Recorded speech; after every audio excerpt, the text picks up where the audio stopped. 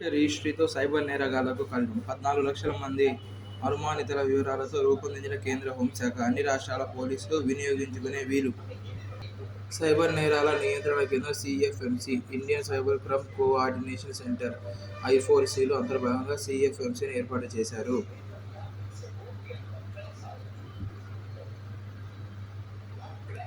Cyber నేరాల సమాచార నిక్షిప్త నిధిగా దీన్ని తీర్చిదిద్దుతున్నారు. సమన్వయ్ ప్లాట్ఫామ్ సైబర్ నేరాల సమాచార నిక్షిప్త నిధిగా దీన్ని తీర్చిదిద్దుతున్నారు. ఏ ప్రాంతాల నుంచి సైబర్ నేరగాళ్లు ఎక్కువగా కార్యకలాపాలు నిర్వహిస్తున్నారు, ఏ ప్రాంతాల వారు ఎక్కువగా ఏ మోసాలు బారిన పడుతున్నారు తదితర అంశాల ఆధారంగా డేటా షేరింగ్, క్రైమ్ మ్యాపింగ్, విశ్లేషణ చేస్తారు. సైబర్ కమాండోలు సైబర్ నేరగాళ్లు పట్టుకోవడం, కేసుల దర్యాప్తు చేయడం కోసం సైబర్ కమాండో విభాగాన్ని ఏర్పాటు చేశారు. రాబోయే 5 ఏళ్లలో 5,000 మంది పోలీసులను సైబర్ కమాండోలుగా తీర్చిదిద్దాలనేది ప్రణాళిక. కేంద్ర ప్రభుత్వ భాగస్వామ్యంతో raising and accelerating MSME performance RAMP అనే కార్యక్రమాన్ని అక్టోబర్ 2న ఆంధ్రప్రదేశ్ ప్రభుత్వం ప్రారంభిస్తున్నారు. బయోటెక్నాలజీ రంగంలో ప్రపంచంలో 12వ స్థానాన్ని ఆక్రమించిన ఇండియా ఆసియా పసిఫిక్ దేశాల్లో 3వ స్థానంలో ఉంది. వాతావరణ మార్పులు, కాలుష్యం, వ్యర్థాలు, వనరుల క్షీణత దేశానికి పెను సవాళ్లుగా విసురుతున్నాయి.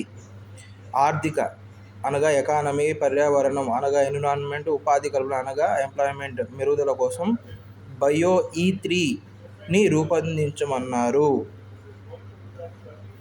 బయో AI హబ్లను విరివిగా అందుబాటులోకి తీసుకురావడం వంటి చర్యలు చేపడతారు.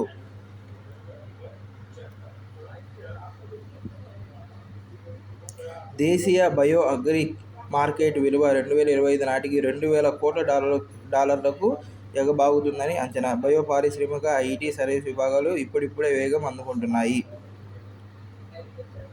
దేశీయ బయో ఎకానమీని 2025 నాటికి $15,000 కోట్ల చేర్చాలని జాతీయ జీవ సాంకేతిక అభివృద్ధి వ్యూహం 2021-2025 లక్ష్యంగా పెట్టుకుంది. BioE3లో భాగంగా బయోటెక్ కిసాన్ కేంద్రాలు, జీనోమ్ ప్రాజెక్టు పనిచేస్తున్నాయి. బయో రెమిడియేషన్ విధానంలో గతంలో ముంబైలోని వర్సోవా బీచ్ను శుభ్రపరచడం ఒక మేలిమి మలుపు. బయో రెమిడియేషన్ విధానంలో గతంలో ముంబైలోని వర్సోవా బీచ్ను శుభ్రపరచడం ఒక మేలిమి మలుపు.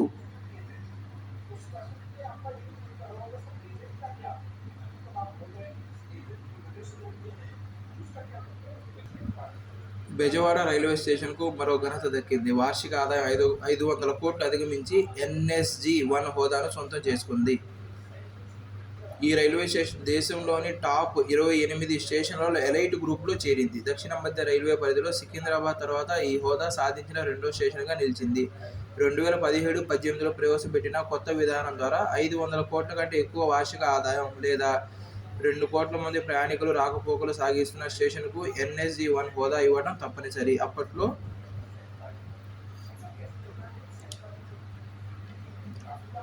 పంట దిగుబడిపై క్షణాల్లో సమాచారం.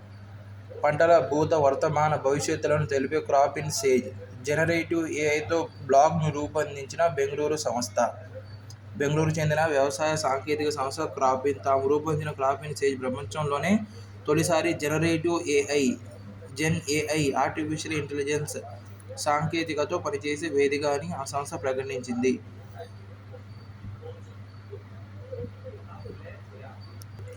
ఈ app Google Gemini, Google Kubernetes engine, real time generative AI, agri intelligence వంటి ఆధునిక సాంకేతికల సమ్మేళనంతో తయారైంది. ప్రపంచ పంటల చరిత్ర, అక్కడి వాతావరణ పరిస్థితులు, దిగుబడికి సంబంధించిన సమాచారాన్ని స్ట్రక్చర్డ్ క్వెరీ లాంగ్వేజ్ SQL ద్వారా అందిస్తుంది. ఈ బ్లాగ్ 30 ఏళ్ల పంటల చరిత్రను గ్రిడ్ ఆధారిత మ్యాప్ ద్వారా అందిస్తుంది. భారతదేశంలోని 15 భాషల్లో SQL వ్యవస్థను తయారు చేశారు. అక్షర జ్ఞానం లేని రైతు కూడా ఇందులో మాతృభాషలో ప్రశ్నలు వేస్తే డేటా క్షణాల్లో ప్రత్యక్షమవుతుంది.